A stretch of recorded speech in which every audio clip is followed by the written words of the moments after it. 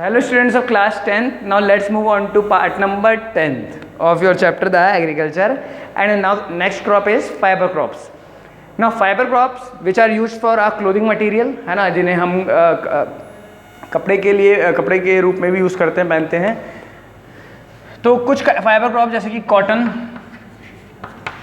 है ना, आपने सुने होंगे इनकी नेम, जूट, सिल्क, है ना, नायलॉन, ये सब आपने साइंस में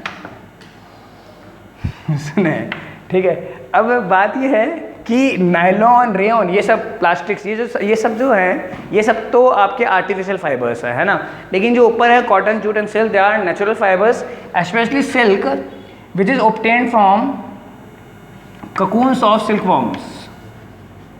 सिल्कवॉर्म नाम का एक माइक्रो ऑर्गेनिज्म या हम बोलें एनिमल, है ना, की कैटेगरी में वो आता है, वो इससे प्रोड्यूस करता है. And this process is called sericulture. ठीक है. ये सिर्फ साइंस के लिए आपको याद रखना है, एसएसटी में नहीं पूछा जाएगा सेरीकल्चर, है ना. तो सिल्क की ब्रीडिंग को सेरीकल्चर बोलते हैं, इतना आप ध्यान रखेंगे. ना हमें जो जिस दिन फाइबर क्रॉप्स के बारे में पढ़ना है, वो पहला है कॉटन. ठीक है. कॉटन एक बहुत इंपॉर्टेंट फाइबर क्रॉप है इंडिया का.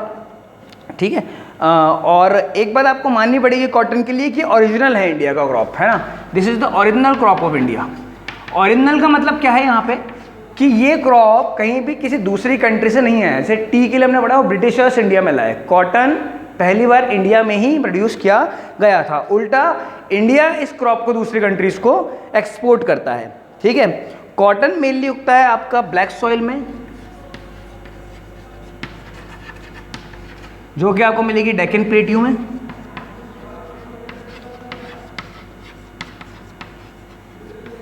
ठीक है. Cotton mainly grows on black soil which is in abundant in Deccan plateau. ठीक है. हाई टेम्परेचर,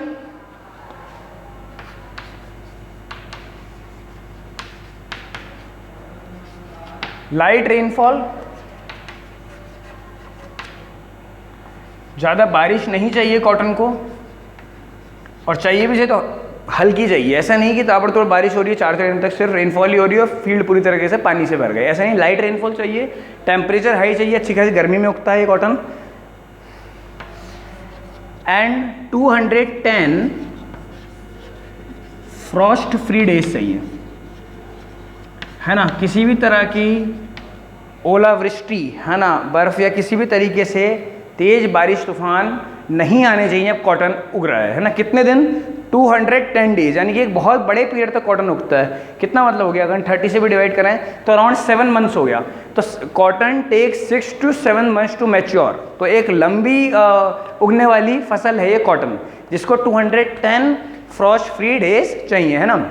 ओले वगैरह या कोई तेज़ तूफान, है ना, नहीं आना चाहिए जब कॉटन का पौधा लगा हुआ है. ठीक है. इसके बाद खरीफ क्रॉप. ठीक है. ये तो खैर कॉमन सी बात है इसी.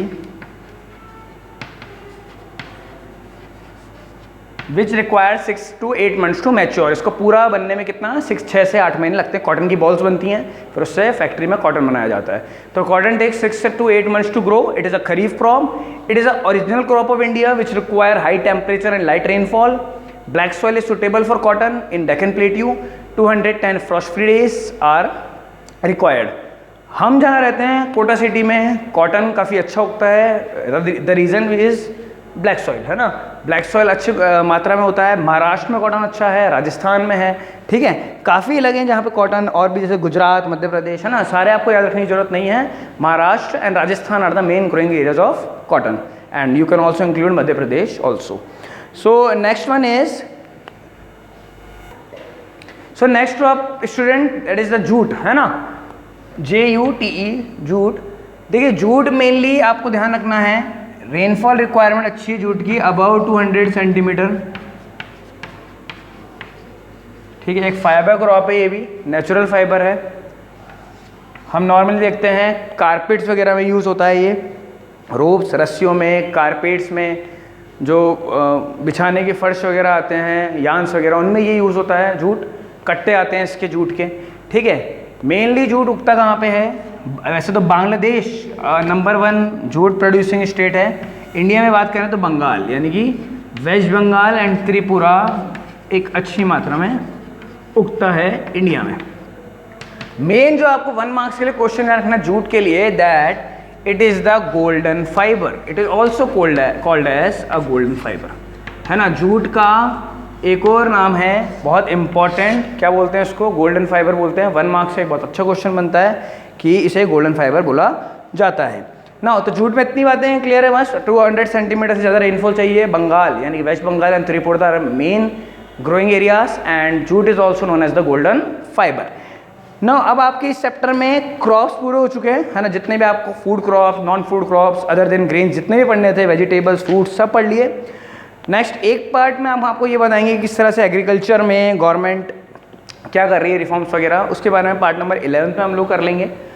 पार्ट नंबर 10 तक सारे क्रॉप्स कवर हो चुके हैं। काफ़ी सारे पार्ट बने इस चैप्टर के। मेन कारण ये था कि अराउंड 20 to 30 क्रॉप्स के बारे में आपने पढ़ा। राइस वीट से शुरुआत होकर T, coffee, rubber, jute, cotton, है ना। तो काफ़ी सारे क्रॉप्स के बारे में आपने सीखा कि किस सीज़न में उगाए जाते हैं, कितनी रेनफॉल, कितनी sunshine, temperature requirement, main states कौन से हैं। चलिए, तो इन चीज़ों को लर्न रखना है आप लोगों को। पार्ट्स को बार बार रिवाइज कीजिए। यूटी सेकंड का पोर्शन में ये एग्रीकल्चर चैप्टर इंक्लूड है आप लोगों के। एंड पार्ट नंबर 11 में हम इस चैप्टर को कंप्लीट कर देंगे, ठीक है। तो उसके बाद ये 11 पार्ट आप लोगों को अच्छे से देखने हैं, क्वेश्चन आंसर्स लर्न करने हैं इसके, जो कि जल्दी आपको मिल जाएंगे, ठीक है। So thank you.